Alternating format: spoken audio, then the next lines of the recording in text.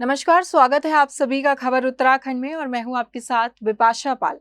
2024 के लोकसभा चुनाव के लिए सियासी दलों की तैयारियां तेज होती दिख रही हैं। राजनीतिक पार्टियां गुड़ा भाग लगाने में जुटे हुए हैं कि आखिर किस सीट पर किस रणनीति के साथ चुनाव लड़ा जाए।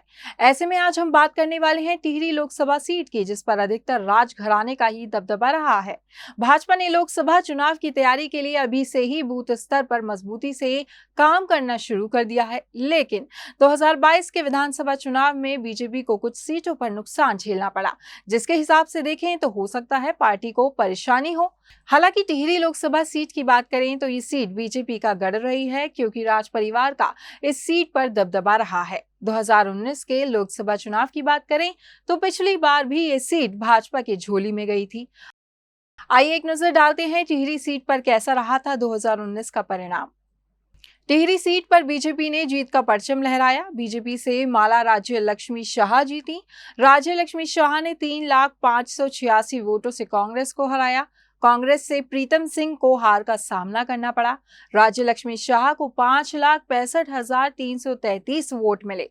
प्रीतम सिंह को 2,64,747 वोट मिले। टिहरी सीट राज परिवार की सीट मानी जाती रही है। राजशाही परिवार के कब्जे में ज्यादा बार ये सीट रही है। 1991 में टिहरी सीट का चुनावी गणित बदला। पहली बार बीजेपी ने अपने पैर जमाए, इस सीट पर जीत का खाता खोला। अगर टिहरी सीट के इतिहास पर नजर डालें तो बीजेपी की अकेली महिला सांसद राज्य लक्ष्मी शाह रही हैं। इतना ही नहीं, वे लगातार 3 बार इस सीट पर जीती हैं।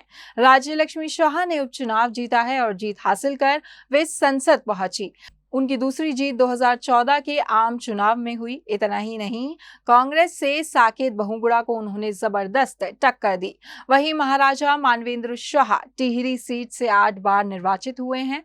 उन्होंने भाजपा के प्रत्याशी के तौर पर जीत दर्ज की है। फिर 2007 में मानवेंद्र शाह की मृत्यु के बाद सीट पर उपचुनाव हुआ। यहां बीजेपी ने पुत्र महाराजा मनुजेंद्र शाह पर दांव खेला। कांग्रेस नेता विजय बहुगुणा के हाथों हार मिली और फिर ये सीट भी टिहरी राज परिवार के हाथ से निकल गई। लेकिन साल 2012 उपचुनाव में फिर ये सीट बीजेपी के खाते में गई, जिसके बाद जीत का सिलसिला लगातार है।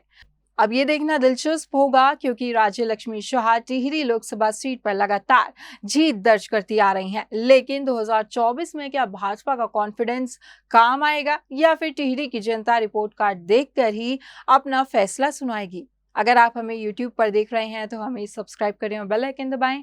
अगर आप हमें Facebook पर देख रहे हैं तो हमें फॉलो जरूर करें।